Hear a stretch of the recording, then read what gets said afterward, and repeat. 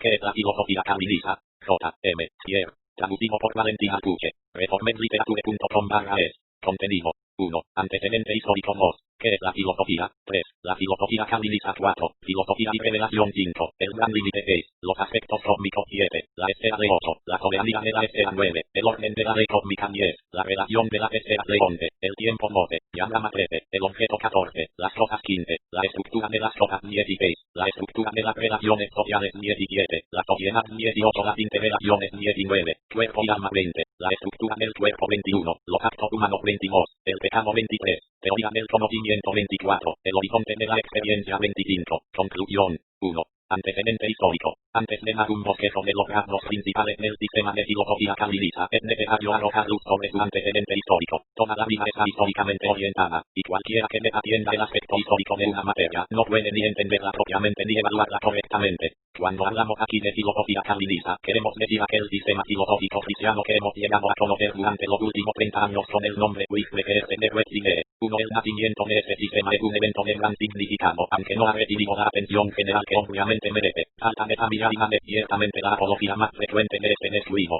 ¿Cuáles son los hechos del caso? Es generalmente sabido que durante muchos siglos, inclusive antes que el cristianismo hiciera su entrada al mundo, la filosofía era cultivada por aquellas personas que habían alcanzado un cierto nivel de cultura. En Europa estaban los antiguos griegos y romanos, piensa en Sócrates, Platón y Aristóteles. Posteriormente, durante la Edad Media y en los tiempos modernos, estaban especialmente los pueblos de Europa occidental, y durante los últimos 8 siglos, la filosofía ha sido estudiada en todo el mundo civilizado. Durante esos siglos, pensadores de varias ramas han concebido un importante número de sistemas filosóficos. Estos sistemas a veces se suplementan el uno al otro, a veces ellos se evitan el uno al otro, y algunas veces ellos son incluso diametralmente opuestos el uno al otro. Ellos aún portan el nombre de sus famosos fundadores: Tomás de Aquino, Descartes, Spinoza, Kant, Hegel, Nietzsche y muchos otros. A pesar de los muchos puntos sobre los cuales estos sistemas pueden diferir uno del otro, en un sentido todos ellos son similares, todos ellos no son cristianos, ellos no brotan de la raíz de la revelación divina, ellos no se sujetan a sí mismos a la palabra de Dios. Por el contrario, todos ellos parten de la soberanía de la razón humana, la autosuficiencia del entendimiento humano, el cual se imagina de ser capaz en sí mismo, aparte de la luz de la revelación, de descubrir la verdad con respecto a las cosas creadas e inclusive con respecto al creador mismo. Eso no quiere decir que ningún sistema filosófico se desarrolló sin usar hasta cierto punto ideas cristianas y acomodar tales ideas a motivos no cristianos. Aquí uno puede mencionar la filosofía que fue originada y todavía es propagada por los católicos romanos, a saber, el tomismo, el cual es una síntesis entre motivos bíblicos y el tema clásico forma materia. De esa combinación, la filosofía del motivo naturaleza gracia surgió. Incluso en círculos calvinistas tales síntesis fueron intentadas cuando hombres uno filosofía de la idea de la ley o filosofía del concepto de la ley. El título enfatiza que ese sistema de filosofía cristiana reconoce la ley que Dios mismo ha instituido como el gran límite entre el creador y la creación, y la concibe como fundamental para entender el universo. Es especialmente las secciones 5, 7, 9 y 10 abajo y también problemas trascendentales del pensamiento filosófico del Dr. Oliver Pans. 15 ff. Hola creativo ya traducida y se encuentra en nuestro sitio. Como Tulper, Abing, Wolfger y Hering tomaron prestadas ideas de Platón y Aristóteles y las unieron a la información bíblica para formar una concepción cristiana del logos. Pero tal así llamada filosofía de la síntesis nunca puede satisfacer a nadie que está convencido de que la palabra de Dios tiene que ser la norma más alta en la ciencia, y que Cristo, quien es soberano sobre todas las cosas, dice también del dominio filosófico, mío es. La gran reforma de Lutero y Calvino en el siglo XVI no fue capaz de producir su propia filosofía cristiana, aunque eso es lamentable, es muy entendible. El conflicto no surgió en el reino científico sino en el reino eclesiástico, y los reformadores no encontraron el tiempo para construir sus propias ideas espirituales en una filosofía cristiana. Sin embargo, ellos sí tuvieron el fundamento de una teología reformada, pero la teología, una ciencia particular, nunca puede tomar el lugar de una filosofía cristiana, la cual es la ciencia fundamental. Esta deficiencia tuvo una mala influencia sobre la herencia cristiana en los siglos que siguieron a la reforma porque varios motivos de la prevaleciente filosofía no cristiana, la ilustración, se infiltraron en los círculos cristianos, y no se ofreció una resistencia adecuada. Por supuesto, estaba la resistencia de la fe basada en la palabra de Dios. Piensa en el pietismo, pero cuando el enemigo ataca con armas del arsenal de la ciencia incrédula, él tiene que ser contraatacado con armas del arsenal de la ciencia cristiana. Desafortunadamente, esas armas no existían porque los hijos de la reforma habían retornado a la cultivación fatal de la filosofía de la síntesis. Sin embargo, lo que nunca ha ocurrido antes, ha tomado lugar ahora. El primer sistema filosófico cristiano finalmente ha surgido, habiendo brotado de la raíz del calvinismo, del tema básico de la creación, caída y redención. Este es un regalo de la gracia divina y uno de los frutos más finos de nuestra universidad libre 2, esa universidad única que en todo su quehacer científico continuamente se sujeta a sí misma a la palabra de Dios. Como calvinistas no debemos fallar en notar ese hecho significativo, poniendo atención a la palabra del salmista, y no olvides ninguno de sus beneficios. Por lo tanto, nos regocijamos que el interés en esa filosofía esté creciendo y que incluso aquellos cuyos trabajos de vida no se desarrolla en el campo científico se están preguntando, ¿qué es la filosofía calvinista?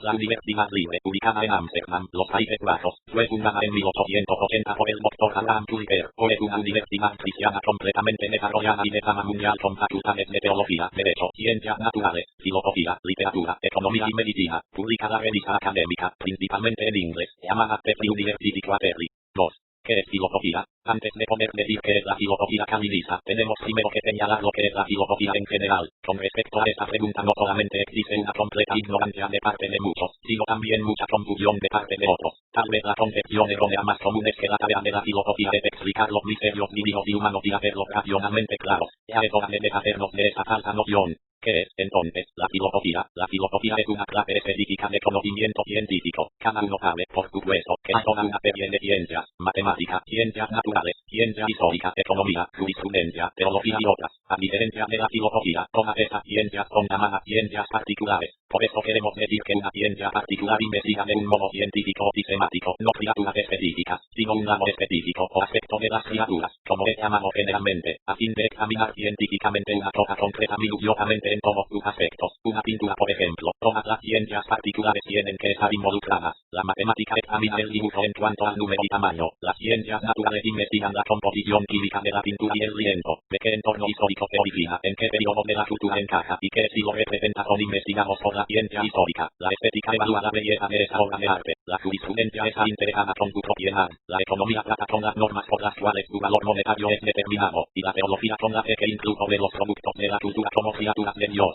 Queda, entonces, una tarea para la filosofía. Ciertamente, la filosofía, a diferencia de las ciencias particulares, tiene la tarea de examinar la pintura como un todo a fin de entender su lugar en el orden total de la creación, su significado en el gran mundo de Dios, y la característica única por la cual esa cosa como una obra de arte se distingue de todas las otras cosas. La filosofía entonces es la ciencia que examina las totalidades, los hombres y las cosas, los eventos y las acciones humanas, las relaciones sociales y las conexiones de la sociedad, y cada una de esas en su totalidad, en su estructura única, en su distintividad e interrelaciones mutuas, en su función y significado dentro del todo inclusive orden divino del mundo. Esto lleva a la conclusión de que la filosofía, a diferencia de todas las ciencias particulares, es una ciencia fundamental. No es la combinación de todas las ciencias particulares, sino es fundacional para las ciencias particulares. Ni una sola ciencia particular puede existir sin la filosofía. Las preguntas básicas de cada ciencia particular son de una naturaleza filosófica y no pueden ser contestadas por ninguna ciencia particular como tal. ¿Cuál es el campo de investigación para esa ciencia particular específica? ¿En qué relación permanece ese campo de investigación con todos los otros campos de investigación? ¿Cuál es la estructura de ese campo de investigación? La filosofía tiene que responder a esas preguntas.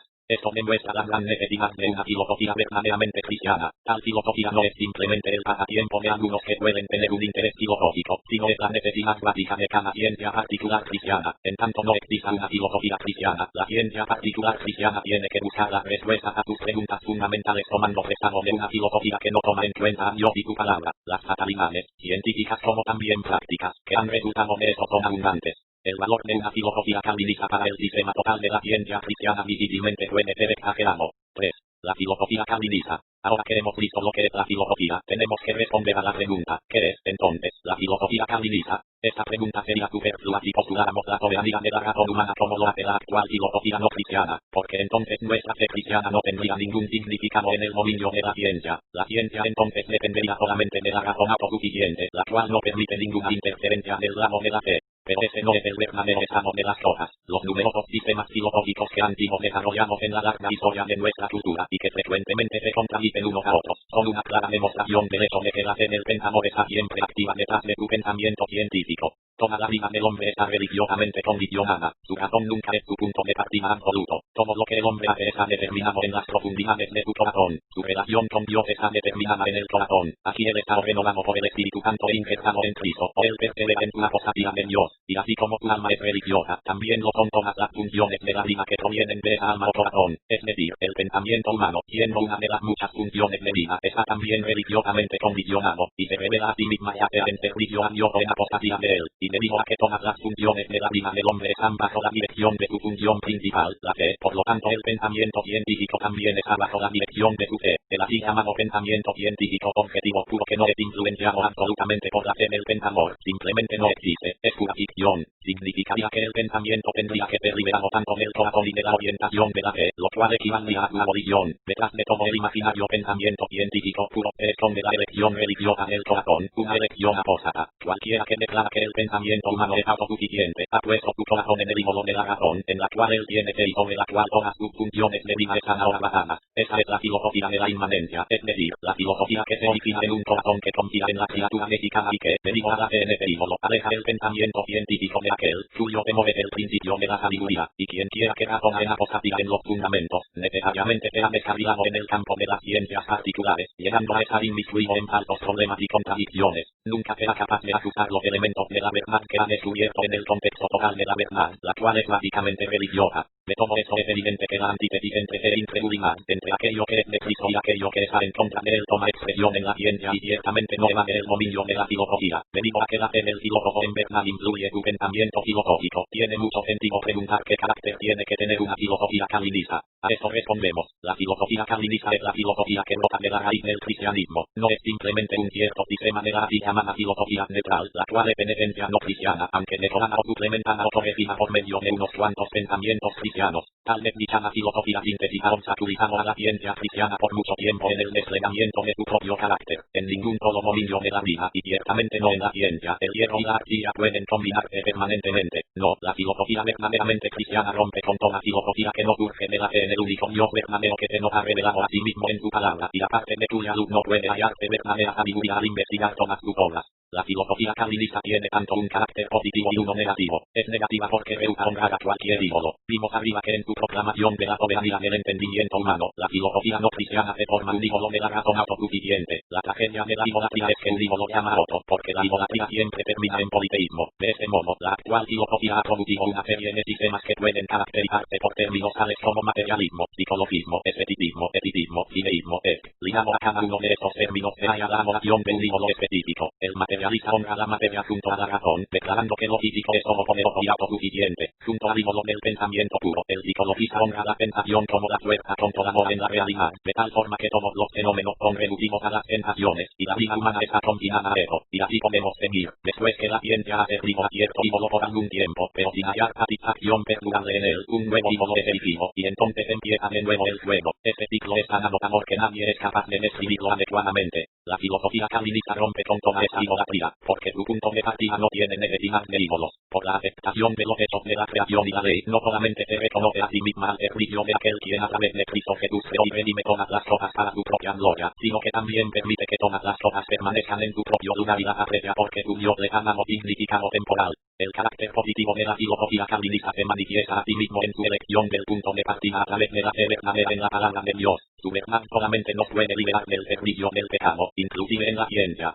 4. Filosofía y revelación. La filosofía calvinista es filosofía con la Biblia. Sin duda algunos se preguntarán, ¿obtiene el filósofo calvinista su sistema de la Biblia? ¿Arroja la palabra de Dios un sistema de filosofía en nuestras manos? No, eso no es lo que queremos decir. La filosofía es ciencia, y la Biblia no provee ni el material ni el contenido de ninguna ciencia. De las escrituras uno no puede deducir la matemática, física, astronomía, psicología, literatura, economía, estética o jurisprudencia. Ni siquiera la teología es simplemente sacada de la Biblia. Eso no es una declaración de las santas escrituras, sino simplemente el reconocimiento de su lugar único en la vida. La Biblia es el libro de la salvación, la voluntad revelada de Dios con respecto al camino por el cual los pecadores pueden ser reconciliados otra vez con él. La Biblia no se dirige en sí misma a nuestro entendimiento primariamente, sino a nuestra fe. Es la gran ley de la fe, y debido a que la fe juega el rol dirigente en toda nuestra vida, la Biblia es la norma más alta para toda la existencia humana, así también para la ciencia. La Biblia es la norma final. Todo pensamiento científico que niega o entra en conflicto con la palabra de Dios es condenado. La filosofía calvinista entonces no busca el contenido de su sistema en la Biblia, sino en sujeción a la norma de la escritura y con su luz encuentra su contenido, así como toda otra ciencia, en la investigación laboriosa de las obras de Dios. Lo que Dios nos enseña en sus obras con respecto a la naturaleza, estructura, diferenciación y relación de las cosas es revelación general. Esa revelación general en las obras de Dios nos da la razón básica de por qué el mundo acerca de nosotros, y la existencia humana misma con todas sus relaciones en la sociedad no permanece como un enigma o un misterio impenetrable. porque en él podemos vislumbrar la sabiduría por medio de la cual el Creador ha hecho todas las cosas, y esa es la tarea de toda ciencia, incluyendo la filosofía. Las ciencias particulares investigan los varios aspectos de las cosas, mientras que la filosofía estudia las cosas en su totalidad.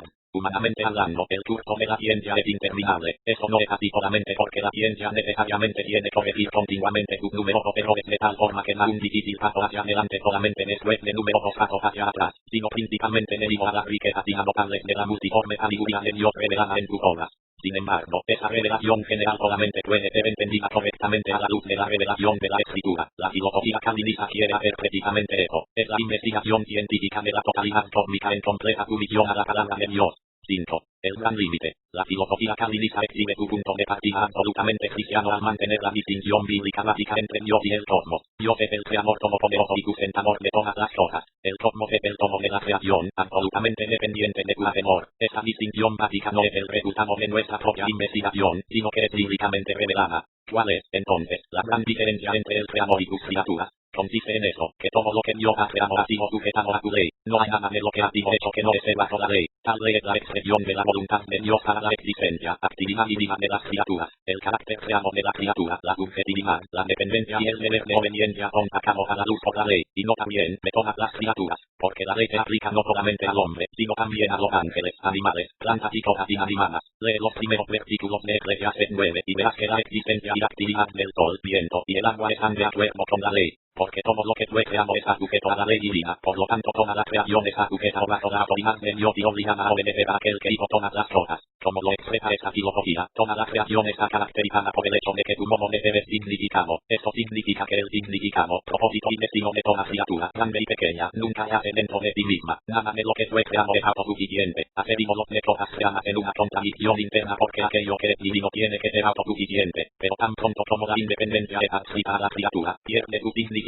y llega a ser una contradicción, porque la criatura no es autosuficiente, su significado verdadero yace en el servicio de aquel que es el primero y el último y quien tiene que ser alabado por todo en todo. De esto se sigue que la ley, incluyendo todas las expresiones de la voluntad divina, es el límite entre Dios y el cosmos. Naturalmente, eso no significa que nuestro Dios en su ser esté limitado por algo, pero sí significa que Dios mismo no está sujeto a ninguna ley. Él es el alto y exaltado amor de la ley, el único que es verdaderamente soberano, ejercitando autoridad divina. Como el Dios fiel y verdadero, él naturalmente se acata a sus leyes, pero él mismo es exaltado por encima de toda ley, porque la ley se aplica solamente a sus criaturas. De este modo, las criaturas siempre y en todo lugar viven bajo la ley de Dios. Ellas nunca pueden estar por encima de ella. El reino en el cual la ley se aplica es el elemento de las criaturas. En el límite exterior de su ser, ellas están controladas por la ley, la cual no es una cadena pesada o un tubo inquebrantable, sino que es la presuposición necesaria de su vida. De ella se exhibe claro como el día el carácter creado, dependencia, falta de autosuficiencia e incapacidad de autodeterminación de las criaturas. Quien quiera que niegue esa subjetividad, es decir, el ser de las criaturas estando bajo la ley de Dios, ha dedicado a la criatura y se ha hecho a sí mismo culpable de idolatría.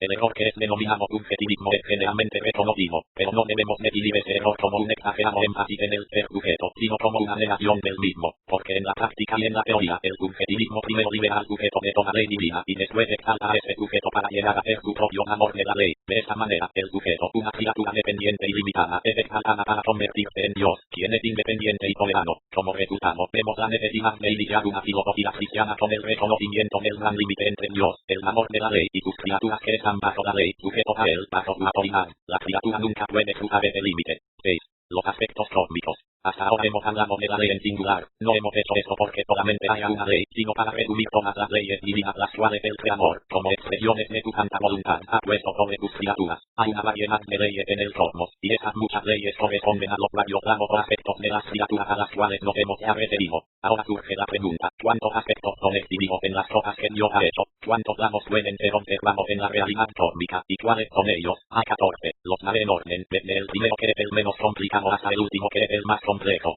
Primero, está el aspecto del número. Si tú abstraes todas las propiedades de una cosa incluyendo su materialidad y espacialidad, entonces te quedas como el único y final atributo que es el del número. Todo es numerable. Su existencia es expresable en número, pero el número nos dice muy poco sobre de una cosa. Dice de una cierta cosa, por ejemplo, que es una criatura individual y que es divisible en un cierto número de unidades. El segundo aspecto de cada criatura es su espacialidad. Una cosa se puede medir en longitud, anchura y altura, ocupa espacio. Por lo tanto, tiene una relación espacial estando a distancia de otras cosas. Es necesario notar que las así llamadas cosas abstractas, tales como la belleza, amor, no son realmente cosas. Ellas son en realidad propiedades o condiciones de las personas y de las cosas. No podemos distinguir 14 aspectos mentales de cosas. Mayormente ellas simplemente pertenecen a un aspecto. El tercer aspecto es el físico. Cada cosa tiene un cierto peso y su existencia material está compuesta de ciertos elementos químicos analizables. Debido a ese carácter físico, una cosa puede ya sea moverse o ser movida. Esa es la moción mecánica a diferencia del movimiento de las criaturas vivas, en las cuales otro aspecto adicional está involucrado. La moción es de ese modo la característica única del aspecto físico. Enseguida sigue el cuarto aspecto, el biológico, el cual tiene que ver con la vida orgánica de las criaturas.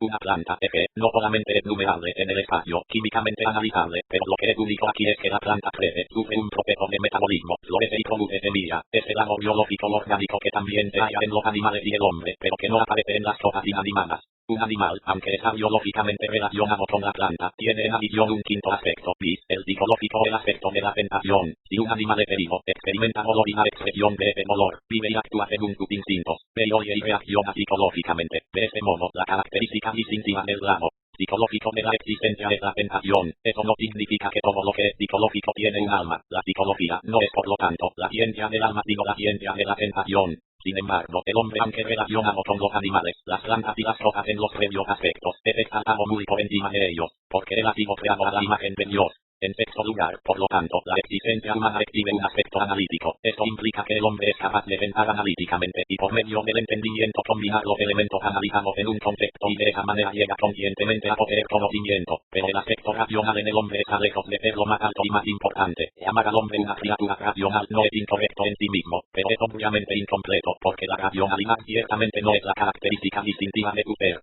El séptimo aspecto es el histórico, por el cual queremos decir que el hombre posee poder para moldear la cultura. ¿Qué significa eso exactamente? Puede explicarse mejor por medio de una ilustración. Los pájaros, quienes no poseen este poder formador de cultura, todavía construyen sus nidos como desde el principio. Pero eso que un pájaro produce no es cultura, hace su nido de acuerdo a un instinto inconsciente. Tal criatura no posee control sobre la naturaleza basado en un conocimiento racional y no tiene como objetivo dar un propósito a la naturaleza, el cual la naturaleza originalmente no posee. De ese modo, ese producto criaturalmente tiene una forma fija, no es susceptible de cambio o progreso, pero el hombre construye sus habitaciones en forma de cabañas, casas, castillos o palacios. Él tiene poder para transformar los recursos naturales de una manera racional intencionada a fin de hacer algo más con ellos y de darles un propósito superior de tal forma que ellos enriquezcan su vida. Ese es su mandato histórico-cultural. A la luz de eso, tenemos que ver todo nuestro trabajo cotidiano como un llamamiento divino en el cual tenemos que contribuir a moldear la cultura. El siguiente aspecto de la vida humana es el así llamado lingual, es decir, el aspecto de la significación simbólica. Eso involucra el uso de varias señales y símbolos a los cuales les adjuntamos un cierto significado. Así, la escritura está formada de caracteres y lenguaje de símbolos fónicos. Incluidos en estos símbolos están las estatuas, las banderas, la insignia, las señales, las luces de los faros, etc.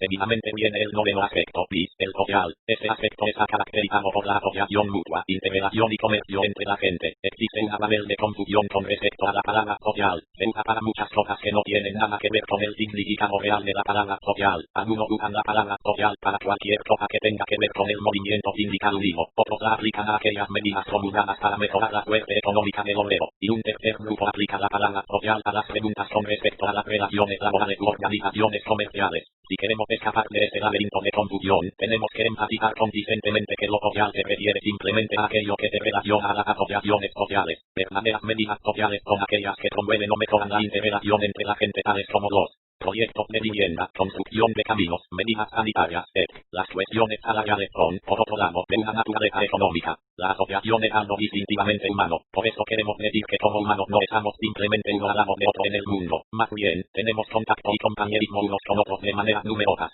Enseguida sigue el décimo aspecto de la vida, el económico. Por ese aspecto se quiere decir que el hombre tiene el poder de evaluar el valor de las cosas y desde ese punto de vista vivir ahorrativamente, es decir, controlar su dinero y su propiedad cuidadosamente. El undécimo aspecto de la existencia humana es el estético. El hombre ha recibido el don de evaluar las cosas de acuerdo a su belleza, de juzgarlas de acuerdo a un grado mayor o menor de armonía. Enseguida viene el aspecto jurídico. El hombre tiene un sentido de lo correcto y lo incorrecto. Por lo tanto, cuando algo incorrecto sucede, o donde ciertos derechos son descuidados o cruelmente negados, él siente la compulsión de invocar una retribución para restaurar el derecho. El 13º aspecto que debe ser mencionado es el ético. Por eso entendemos que cada persona tiene un sentido y siente la necesidad del amor y experimenta ese amor en varias relaciones temporales, como en el matrimonio y la familia, y con los amigos y vecinos. Y finalmente, el último aspecto más alto de nuestra existencia humana es el aspecto de la fe, porque toda persona intenta por la fe, ya sea una fe falsa o verdadera, fe en la mentira o fe en la verdad, encontrar un fundamento firme para su vida en una certidumbre que sobrepase todas las cosas terrenales. 7. La esfera ley. En la sección previa brevemente describí los diversos aspectos de la realidad cósmica donde Dios ha creado a los hombres y las cosas. Dado que cada aspecto de la vida es un aspecto creado y se halla, por lo tanto, de ese lado del gran límite, la ley tiene que enfatizarse que para cada uno de esos muchos aspectos de la vida cósmica Dios ha instituido tipos o clases separadas de leyes, o en otras palabras, para cada aspecto de la vida hay una ley correspondiente que es del mismo tipo y naturaleza que el aspecto de la realidad al cual se aplica. De esa manera, hay leyes para los números, las leyes de división, multiplicación, hay también leyes del espacio, la distancia más corta entre dos puntos es una línea recta. Hay leyes para el aspecto físico tales como la ley de la gravitación y las leyes de la composición química. Hay leyes para el aspecto biológico que se aplican al metabolismo, la reproducción, leyes para la sensación, piensa en la ley de la asociación, leyes del pensamiento, la ley de identidad y la ley de contradicción. Hay también leyes para lo histórico, adhiriéndose uno mismo al nivel cultural alcanzado, tomando en consideración el pasado, leyes para el protocolo correcto, la mujer precede al hombre, leyes para la economía, leyes de la oferta y la demanda, leyes para la estética, el exceso rompe la armonía, leyes de retribución, como el código penal, leyes para el amor, el deber de fidelidad en el matrimonio, y finalmente, leyes para la fe, y el todo de la escritura que tenemos que aceptar porque como revelación divina.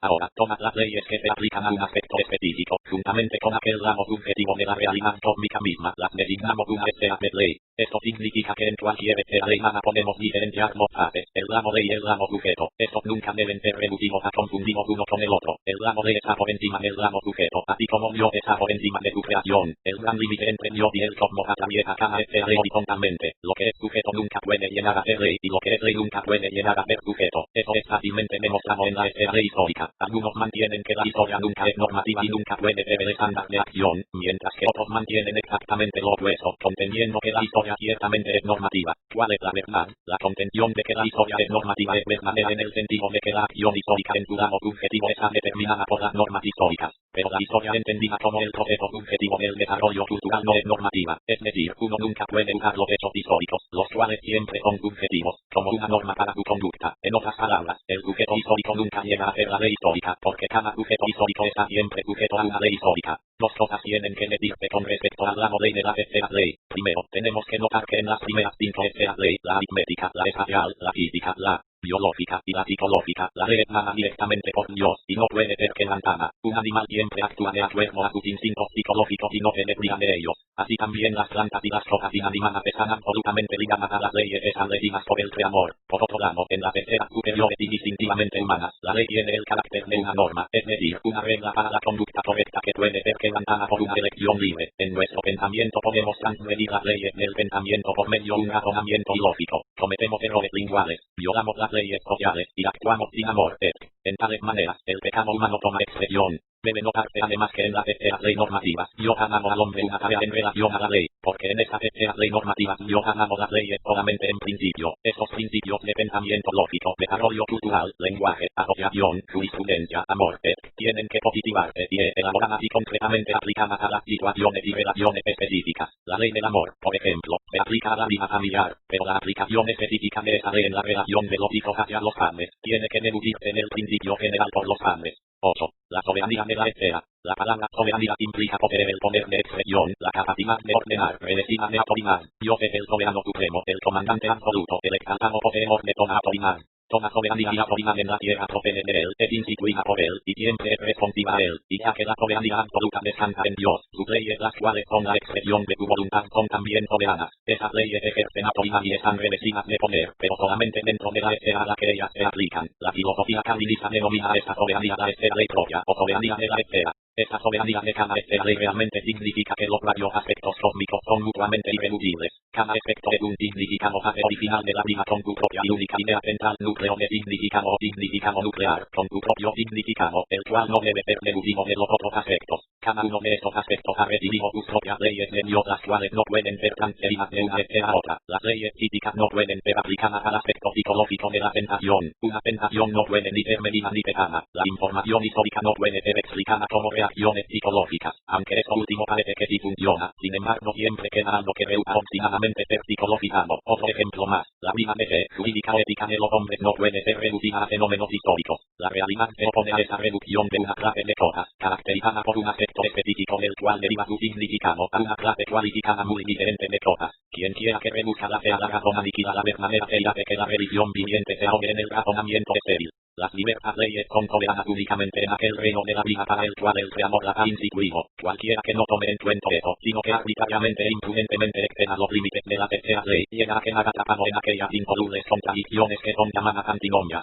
Cuando una antinomia aparece en nuestro razonamiento es una señal de que nuestro pensamiento se ha descarrilado, de que ha confundido varios aspectos y por lo tanto tiene que dar marcha atrás para encontrar el punto donde el descarrilamiento tuvo lugar. Por ejemplo, hay una antinomia en el argumento irrefutable de que un automóvil nunca puede rebasar un cochecito de bebé en movimiento, porque se argumenta el auto primero tiene que cubrir la mitad de la distancia, pero mientras tanto el cochecito ya está un poco más adelantado. A fin de cubrir esa distancia otra vez, el auto primero tiene que cubrir la mitad de ella, y así infinitamente. Aquí el aspecto físico del movimiento es confundido con el aspecto espacial, a diferencia de las verdaderas antinomias. Sin embargo, tenemos que notar que hay cosas las cuales completamente exceden nuestro entendimiento de tal forma que nunca podemos hacerlas lógicamente penetrables, los misterios de la revelación divina. 9. El orden de la ley cósmica. Hemos dado arriba un resumen de las 14 esferas ley. Ahora tenemos que hacer dos preguntas sobre esa materia. La primera es esa: ¿cómo arriba la filosofía a esas 14 esferas? ¿Sabe con certitud que no habrán más o que no puedan haber menos?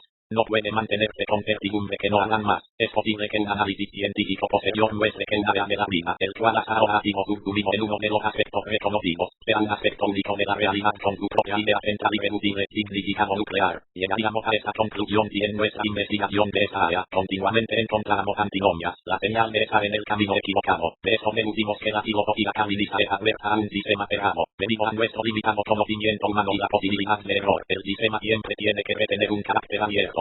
Pero el número de las esferas ley al menos no será menos que esas 14. Un análisis filosófico de las diversas áreas de la realidad ha mostrado que esas esferas ley son en verdad aspectos originales del cosmos, los cuales no pueden ser reducidos unos a otros. Ellos tienen sus propias ideas centrales, las cuales no pueden ser subsumidas bajo otro aspecto de la realidad. La segunda pregunta ahora tiene que ver con el orden o la sucesión de esas esferas ley. ¿Es ese orden constante o cambia en varias criaturas? A eso tenemos que responder que ese orden de las esferas ley, en breve, ese orden ley, es en verdad constante. Es una ordenanza de la creación. En él se revela la sabiduría de aquel que ha instituido decretos fijos para sus criaturas y no deja su existencia a la arbitrariedad. Si esa es la verdad del asunto, entonces surge la pregunta: ¿cómo encontramos este orden ley? ¿Quién nos garantiza que lo psicológico siempre sigue a lo biológico, que lo histórico viene después de lo analítico, y no lo contrario? La investigación filosófica descubre este orden ley por la regla barra ley de la complejidad creciente ordenamiento, es decir, los aspectos menos complicados tienen que preceder y ser fundacionales a los más complicados. Cada aspecto sucesivo, de este modo, llega a ser más complicado, porque solamente puede existir sobre el fundamento del precedente. De esa manera, cada aspecto precedente es siempre presupuesto en el siguiente aspecto. El aspecto del número, por lo tanto, es el primero porque es el menos complicado, porque en él no se presupone nada más. Un número no presupone espacio, movimiento o vida. Podemos hablar significativamente de los números abstrayéndolos de todos los demás aspectos del cosmos. Por lo tanto, el número es el aspecto más general. Lo opuesto no es verdad. Nadie puede hablar del espacio en abstracción del número, porque cualquiera que habla sobre el espacio se refiere a los puntos y distancias, las cuales son magnitudes que tienen que expresarse en números. Ahora, lo mismo puede demostrarse de todas las esferas ley. Consideremos la esfera ley histórica. El control del hombre de la naturaleza para moldear la cultura con los recursos naturales descansa no solamente sobre un análisis racional, sino que la visión puede llevarse a cabo solamente en la libertad. Esa libertad racional de la voluntad es una de las características de nuestra función analítica de pensamiento. Todos los aspectos que siguen al histórico presuponen el poder formativo humano. En el aspecto lingual del habla, el hombre forma palabras, expresiones y oraciones. En la esfera ley de la estética, el pensamiento económico se presupone porque el exceso hace a una cosa fea y no bonita. Y en el aspecto de la fe, todos los otros 13 aspectos están presupuestos: vida y sentimiento, conocimiento y símbolos, relación social y amor. 10. La relación de las esferas ley. Las varias veces con hasta cierto grado distinguidas inclusive en la experiencia común cotidiana, pero en el pensamiento científico riguroso ellas son marcadamente diferenciadas. Estas diversas esferas no yacen caóticamente una tras otra como árboles caídos, sino por medio de la interconexión e interrelación ellas forman un todo arquitectónico, cuyo constructor y artista es Dios. Esto ya es evidente arriba donde, al hablar del orden de la ley cósmica, vimos que cada aspecto presupone todos los precedentes y no puede existir sin ese fundamento, pero ahora esto tiene que considerarse en mayor detalle. Podemos expresarlo de esa manera: cada esfera es en su propia construcción interna un reflejo de todo el orden cósmico. En otras palabras, todos los aspectos de la vida están de una manera u otra representados en cada uno de los aspectos. En cierto sentido, cada esfera es un espejo del mundo en su totalidad, pero cada espejo es único. Así pues, hay un profundo significado al hablar del mundo del número, el mundo del sentimiento, el mundo de la fe. Podemos llamar a esto universalidad en cada esfera. Unas cuantas ilustraciones aclaran eso. Hay una diferencia entre el pensamiento y el entendimiento. El pensamiento se refiere solamente al acto de la diferenciación lógica, pero el entendimiento es más amplio. Significa el control de algo por medio del pensamiento, tener ese algo intelectualmente en nuestro poder. Entender significa control lógico. Tal actividad es ciertamente racional y está caracterizada por lo analítico, pero en ella hay también una anticipación de lo histórico, el poder del control. En otras palabras, el aspecto histórico parece estar representado dentro del analítico. Eso no es el caso solamente con el histórico, sino con todos los otros aspectos también. El pensamiento económico frugal, el cual no se necesita razonar, es una anticipación del aspecto económico, el cual está de ese modo presente en el analítico. La certitud lógica es una anticipación del aspecto de la seguridad idea central es la certeza. Otro ejemplo más puede ayudarnos. Quien quiera que hable acerca del no de la fe, se refiere a aquella fase en tu vida de fe que se relaciona al sentimiento, y ese aspecto se refiere al psicológico. Es diferente en el sentimiento estético. Aquí no fallamos en la esfera psicológica y no fallamos con un aspecto que señala adelante al aspecto estético. La conclusión de todo esto es que para cada idea central hay 13 puntos o momentos, los cuales son representaciones de otros aspectos precedentes y subsiguientes dentro de esa esfera ley. De ese modo, ninguna esfera ley es idéntica a otra. Sin embargo, la suma de la idea central y los varios puntos equivale siempre a 14, pero el arreglo es siempre diferente. Lo que es la idea central en una esfera ley es en todas las otras un punto dependiente, caracterizada por la idea central de esa esfera ley. En la suma total de todos los puntos o momentos dentro de una esfera ley, los grupos pueden distinguirse. El primer grupo contiene aquellos momentos que señalan retrospectivamente a los aspectos previos. Estos son por lo tanto llamados retrotipaciones o analogías. El segundo grupo contiene aquellos momentos que señalan hacia adelante o prospectivamente a los aspectos subsiguientes. Ellos son llamados las anticipaciones. Así, en el concepto de entendimiento hay una anticipación de lo histórico, mientras que en el nodo de la fe hay una analogía de lo psicológico. Es obvio que el número de anticipaciones y analogías en cada esfera ley varía, aunque la suma siempre equivale a 13. Hay una esfera ley, la aritmética, la cual no tiene analogías. Todos los momentos aquí son anticipaciones. Hay también una esfera ley, la de la fe, la cual no tiene anticipaciones. Aquí todos los momentos son analogías. Llamamos a esas las dos esferas límites. Debido a esa relación multilateral de analogías y anticipaciones entre las esferas ley, cada aspecto en su propia esfera es un espejo del mundo entero, y en esto cabe la posibilidad para aquellos errores y faltas teorías en las cuales una cierta esfera ley es absolutizada y sobre la base de ella el cosmos entero es interpretado. Así en psicologismo, la absolutización de la función psicológica reduce todo a la sensación. Esto puede ser hecho porque todas las esferas ley no psíquicas tienen una analogía o una anticipación en lo psicológico. De la misma manera, el materialismo construye una cosmovisión reduciendo todo a lo físico. La filosofía de la vida absolutiza la función biológica y el historismo la función histórica. En contraste, la filosofía cristiana le permite a cada aspecto permanecer en su lugar, reconoce el carácter individual de cada esfera, descubre el orden, reconoce las relaciones, y porque todo eso exalta la multiforme sabiduría de aquel quien ha hecho todas las cosas bien.